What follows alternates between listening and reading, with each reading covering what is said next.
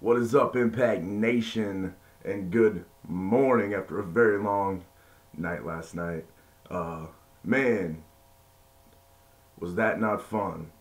Holy crap. Impact Wrestling versus Lucha Underground live from wresltecon last night on Twitch.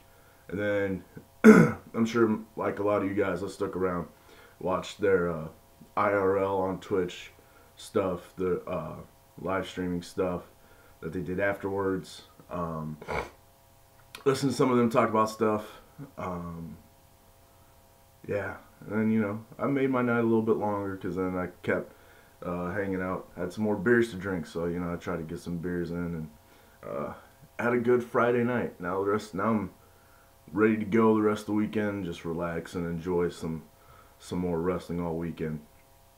But I want to get on here early this morning to kind of give you guys my review of the show. Again, I'm not gonna do, and I did take a lot of notes.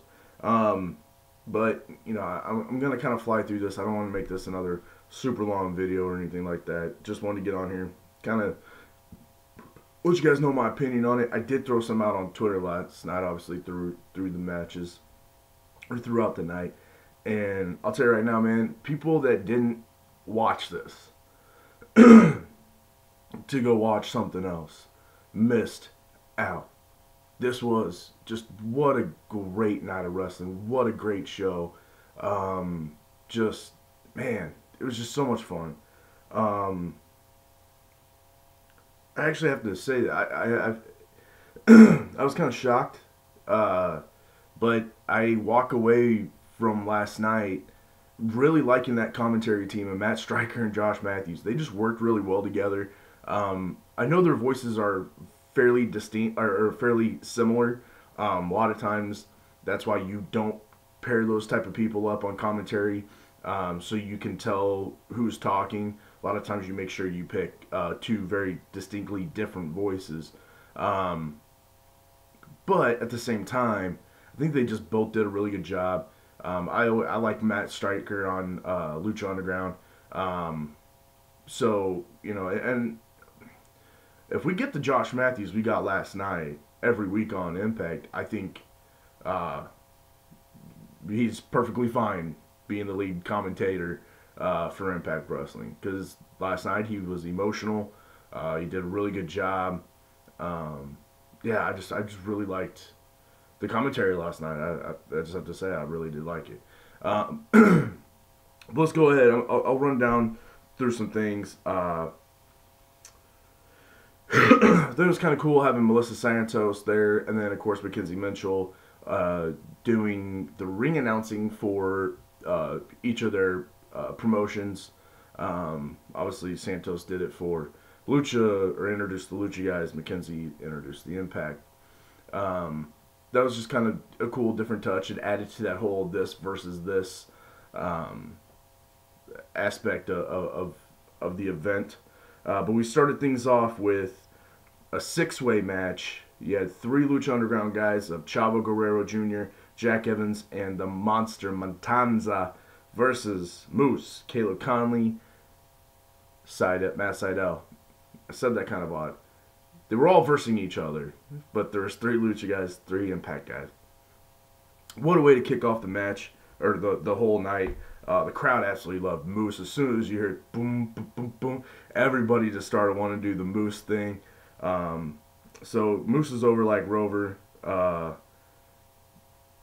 And the second that they had Moose and Matanza standing there face to face, like right off the bat, man, before the match, I was watching BQ doing a Periscope on Twitter live from there, and he was just kind of showing the arena, and man, was that filled, man. That was awesome. So totally sold out. And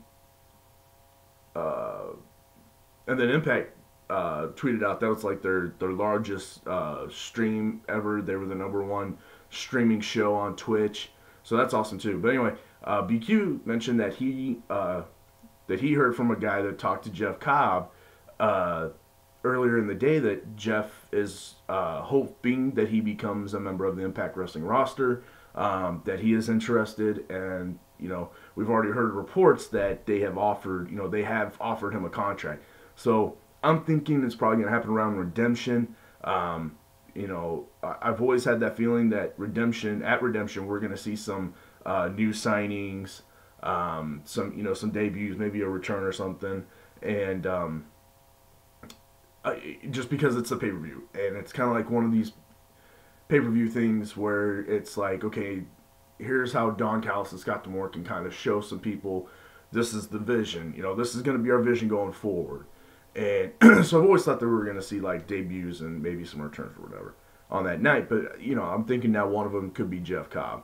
But that excites me because I want to see just a one-on-one match between Moose and Jeff Cobb. And we saw them, obviously get into it here as Jeff was playing as Montanza character, but just two brutal guys that can do anything in the ring, really. So that'd be a lot of fun. Jack Evans pulled out some insane moves. Jack Evans, man, the dude can just he's not necessarily the best professional wrestler there is, but damn is he an athlete, and he can pull out some crazy spots. And in a match like this is where Jack Evans is his best, because he's not needed to pull together a whole nice psychologically put together match. He can just go out there and do some of his insane shit he can do. So it was a lot of fun to see that. But at the end of the day, Montanza won, and it was just a really good way to kick off, just super fast. You had very different styles, because you did have the Jack Evans and the Matt Seidels that can go and fly around. You had Chavo and Caleb Conley that can they're kind of the middle ground guys, and then you had the two monsters in Moose and Montanza that just are awesome. After that, we got the Taya Valkyrie versus Ali match for the Knockouts Championship. Just again, what a great match! This I think is under the radar of it could have been match of the night, and I mean that in all sincerity. I think it was like right under.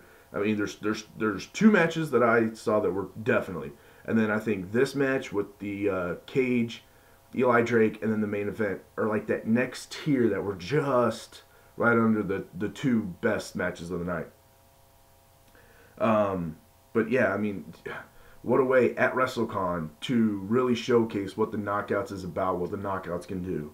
I thought they just told a great story, the way Taya was kind of being the bully, and Ali kept, getting mad about it, and that just continuously developing her character, and I love it. But at the end of the day, Ali did get the win, so she holds on to that title belt. And then I guess we go back to Ali feuding with Su Yung, hopefully leading up to Redemption. I kind of liked how they were. It wasn't like this event wasn't canon to what's going on Impact, but it still kind of was canon. So I thought that was kind of cool. They did a good job of really intertwining what was canon and what wasn't to what's going on TV. Up next we get it was a excuse me, dumb, funny match. That's all I can say about it. It was super entertaining, but it was dumb and hilarious. It was hilariously dumb. How about that?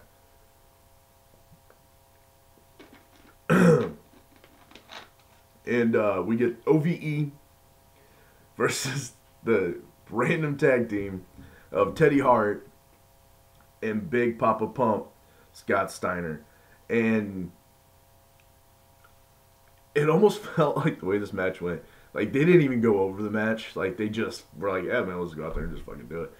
Because it was just really weird how Teddy and Scott came out to the ring. And Teddy's just kind of walking around the outside, and then gets up to the apron. OVE standing outside by the entrance ramp. And then just out of nowhere, Teddy just jumps on the rope and dives on to the Chris brothers. It was just hilarious. Just kind of like, well, okay. Kind of started the match out of nowhere with the high spot. But I'll tell you what, some of the moves that Teddy Hart does is actually pretty impressive. There's a couple that were kind of botchy, but after this, and then I believe it was Wrestle Pro, the Wrestle Pro event, Brace for Impact, I think it was. Teddy Hart's pretty impressive. I never really saw Teddy Hart whenever he was actually like coming up um, back in the day. Um, but Teddy Hart's pretty good. I wouldn't mind seeing him on Impact and see what he could do. Um, as far as how his promos are, what kind of story they can throw him into. If they throw him into the X Division, um, what kind of match they can get out of him.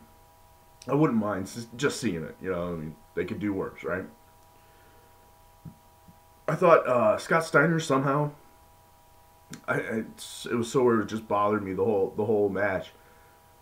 How he can look so impressive, but yet also still look like shit. Like, trust me, if at his age, oh my god, I think we all wish we could look that jacked. But like, he looks like impressive like that, but at the same time, he still looks old as shit. It's so odd. He looks fit and run down. I don't know how he does it, but he does. But Scott Steiner was awesome. He was doing his whole, throwing people around, throwing the finger. I think it was to Jake Christ, and then threw him. Just doing what Scott Steiner does. But yeah, he can still actually kind of go in the ring. Well, to do what he does. Like, he can still throw guys fairly well, and looks like he's moving in the ring a little bit better than he did whenever he had that what was it called, lead foot or club foot or whatever it was that he was going through. Drop foot, that's it. I knew it would come to me. I just had to start saying random names. Yeah, the drop foot. He definitely moves better now than he did whenever he had that. Love the NWO shirt that he was rocking. And he ends up getting the match, wins the match by putting Jake Christ into the Steiner recliner, and Jake tapped out. So Teddy Hart and Scott Steiner win that one. Now here is, I struggle so hard if this was match of the night or if the other tag match was match of the night, man, because both of them were just so good. But right here we have the 6-man tag match of King Cuerno, Drago, and Aerostar versus Andrew Everett, DJZ, and Desmond Xavier. I really like actually how they put these three guys together from Impact. They're kind of the three guys from the X Division that they've kind of allowed to. Well, DJ's been dealing with his injury, so we know that. But since he's been back, he's been wrestling in AAA a lot, doing other kind of independent things, kind of working himself back into, being the wrestler that he can be. Desmond Xavier's been going to Noah. Andrew Everett's been going to Noah, and really kind of polishing themselves up, learning. I know. I think Desmond's also been to Dragon Gate over in Japan with teaming with Zach Wentz. So all that stuff is really good, and I think it was really cool to have those three guys that have been out on excursion to come back and team together. And you can tell, like, even Desmond Xavier, I think we all like Desmond Xavier, but you can tell he's worked on his look. He's worked on, he doesn't just look like a random independent guy. He's kind of got a distinct look now. I really like, and it's just something little. I mean, it's even just with his hair, but it gives him a character, and he looks better. Andrew Everett looks to be in a little bit better shape, and he's still just amazing too. DJZ, love that whole like DJ, whoever's doing that over there. That was awesome. He's kind of fully, I think. He looks good. I'm ready to see DJZ back. And I never thought I'd say that. Not that I wasn't a fan, but just like I've never been to a point where I'm like, oh man, I gotta see DJZ. So I just thought that was really cool to see all three of those guys. Man, I just don't know what else I can say about this match as far as just how amazing it was. This was so. This was Lucha Libre to the 9. It was just, man, yeah. I still am struggling even this morning. I don't know which one because they both were also super emotional. just done really well. Some crazy high spots, near falls, just so much fun. But Lucha Underground won. The Aerostar, King Cuerno, and Drago, they won the match. But man, and then they showed some respect. They raised all 6 of their hands in the ring. The fans there gave them a big opening or a good ovation, and thanked them for putting on a great match. So yeah, so that was one of my matches of the night. Then we get Trevor Lee versus Famous B. Or was it? Famous B comes out and he says, I knew you'd have Caleb out here, so I brought backup. And in fact, my backup is actually going to represent me in this match. And it was Marty the Moth Martinez. Awesome. He's another one that I actually really like from Lucha Underground. So we get Trevor Lee versus Marty the Moth. I never thought, this would be... I never thought, oh, man, I really want to see this match. But then, as soon as he came out, I'm like, ooh, this is going to be really good. So, yeah, I never thought I'd say, I got to see a Trevor Lee versus Marty the Moth match. But I did. And it was a really good, fun match. They do have a very similar style. They're both just kind of freakishly strong for their size. They can do a lot of different things. But yeah, it was a really good match. It was fairly hard hitting, and Trevor Lee won with the schoolboy roll up, so Impact gets the win there. Again, though, it was just another good match. It was fun. It was entertaining. I think the placement of it, maybe looking back on it, hurt it, but I think it was perfect. Because it was between 2 of the match of the night candidates. Because the next one is the one I'm leaning more towards this match of the night. But it's LAX versus Killshot and the Mac. It was awesome seeing Diamante back. She was in the corner of LAX. The Mac, Willie Mac, is so good. He was amazing in this match. And then, towards the middle of this match, I just kept thinking, in all honesty, I know people are probably going to be like, dude, you're ridiculous, this tag team or that tag. Is LAX, who is also known as EYFBO, they're the best tag team in the world right now. Are they not? I mean, just the way that they compete, the double team moves that they can do, just every single time that they put on a match, it's fun, and it's really good. Man, I think they might be. I know the Young Bucks are obviously really good, but a Young Buck match is a Young Buck match. You know what you're going to get. Ton of super kicks, and then a Meltzer driver, and that's about it. There's not really a whole lot to their matches. I'm not shitting on the Young Bucks. I'm a fan of the Young Bucks. But I'm talking about legit best wrestling tag team. I think the Usos are up there. The Revival. Trying to think of some other ones right now. Tag team wrestling is actually kind of making a good comeback. But I mean, I don't know, man. I think LAX is definitely up there. If they're not the best, they're up in the top 5, I think, right now. And I think last night, going up against Killshot and the Mac, they just continued to prove it. There towards the end, Ortiz kind of had some struggles with some moves, but man, it was just really good. The double team moves, even from Killshot and the Mac, were awesome. Man, they were brutal looking. They were great. I'm not even kidding you. Towards the end of that match, they really started hitting some double team moves and really kind of picked up the pace a little bit. I was sitting at the edge of my seat because I actually started going, ooh, are they going to have Killshot and the Mac win these tag titles? And I was kind of hoping for it, only because I wanted to see what was going to happen. That's what I wanted to see, what was going to happen. If they won the titles, are they going to show up on Impact? Are they going to have this now? Or are they going to have a rematch at Redemption? Or what, where are they going to go with this? Because I think that's these excuse me, these special events are kind of cool and everything, but and I keep saying this a lot, especially with the Austin Aries being a free agent thing and him wrestling like he's gonna wrestle.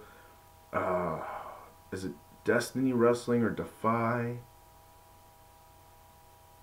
Can't remember now, but I want to say it was one of the. I think it's a D, but he's facing Shane Strickland in a title versus title, Impact title versus Destiny or Defy, whatever one it is, championship.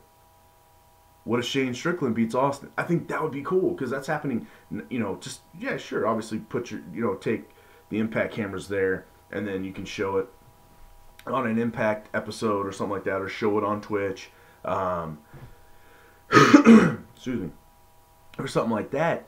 I think it'd be really cool and be different, and it would be exciting because now whenever these Impact stars go to these other independent programs. Hold on, sorry. These different independent promotions. Now there's some extra weight, especially if you send any of the title holders. Because, if we go to this, we pay our $15-20 to go see this independent show. It's got Allie on it. Allie might lose the title. We might see like a title change hand. Man, this would be really cool. We could witness something before anybody else. So it's only going to help, I think, everybody. And I just think it'd be kind of cool. I'm waiting for Impact to pull the trigger on that and finally have something like that happen at one of these specialized events. So I was at the very edge of my seat. I actually thought they had a chance to lose those titles. But LAX did win with the Street Sweeper, and holy crap, just what an amazing match. After that, we get Eli Drake versus Brian Cage.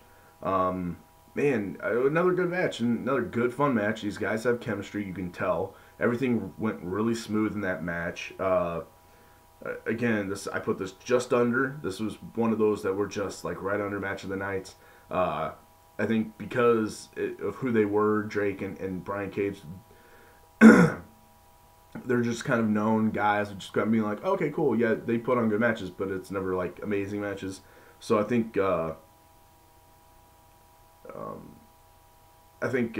perception going in kind of keeps you from thinking it would have been a match of the night. But I think it was just right underneath.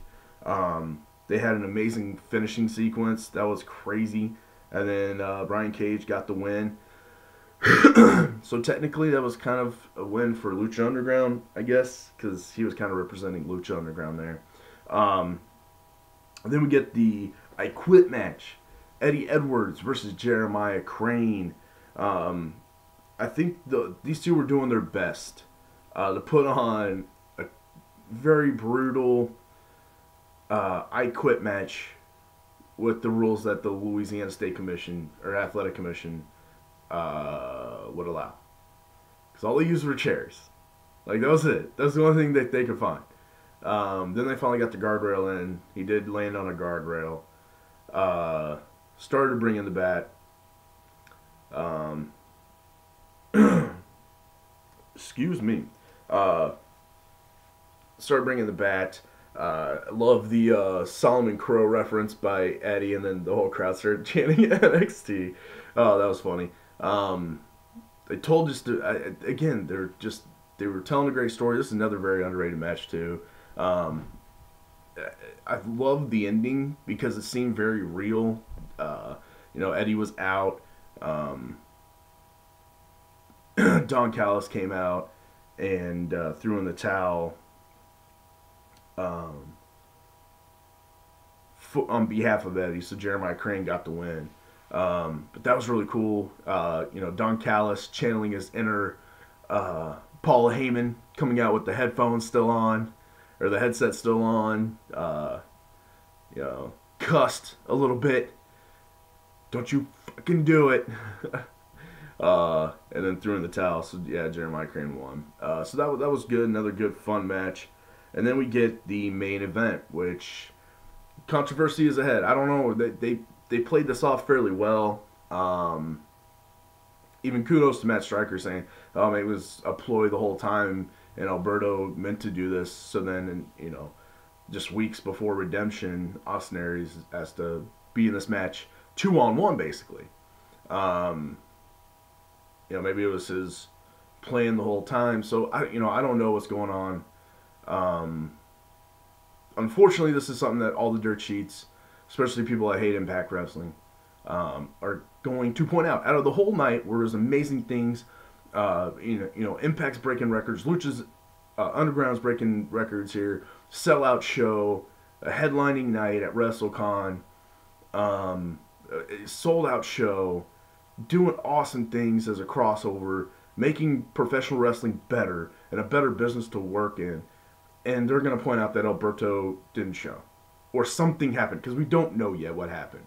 I haven't heard anything at all about possible injury. Maybe he didn't pass like a medical thing before that, maybe he didn't pass a physical before the match. I don't know.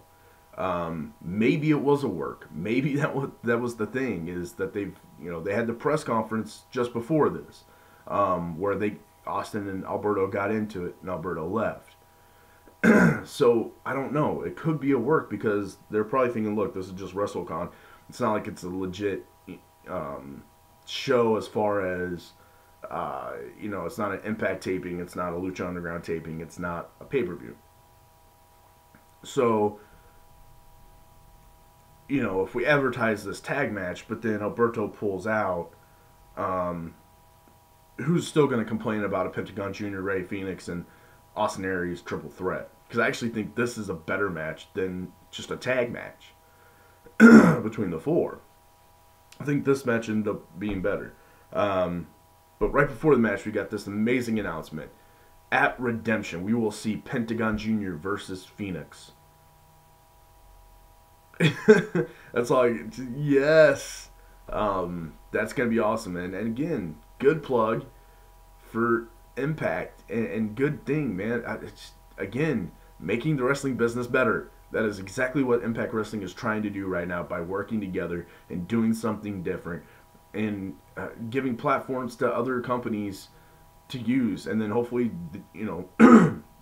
excuse me. Man, I've been messing with this stupid throat thing last like 3 days. Excuse me. And the drinking didn't help. No, but I didn't care. I needed it this week. But hopefully at some point we get to use their platforms to further the Impact name and the Impact brand. But yeah, man, I can't wait for Redemption. I already couldn't wait for Redemption. Now I really can't. But yeah, it's not going to help Patron's popularity. People that hate Patron are going to hate him even more. I'm still waiting to see what the actual story is, what happened. But at the end of the night, I don't care, because I think this triple threat match ended up being a better match than what that tag match would have ever been. Again, fun matches, a bunch of crazy moves. But it felt like it ended really quick. It was a really quick match. As soon as I said that, though, I looked at the time. They were running over time, so that was probably why. They probably just ended it really quick, especially since it wasn't the tag that it was supposed to be. But Pentagon Jr. got the win. Pinned Phoenix, so... yeah, I mean, overall, just good fun night. A lot of fun. I hope you guys had fun watching it. If you guys haven't seen it yet, they did put it on video on their VOD on Twitch and stuff like that. So, if you haven't seen it, go watch it. It's amazing. You'll enjoy it. And for those that did enjoy, leave me down in the comments. What do you think the match of the night was? What were your favorite moments? Love to see what everybody else thought about this thing. So yeah, there it is. That was Impact Wrestling versus Lucha Underground live from WrestleCon. I had a great night. So we got 2 more days of wrestling. For all you wrestling fans like everything, still got NXT tonight. I'm about ready to go catch up on the Hall of Fame speeches. And then of course tomorrow, WrestleMania. So, and the continuations of all the live streaming on Twitch by Impact Wrestling that I am going to enjoy as well.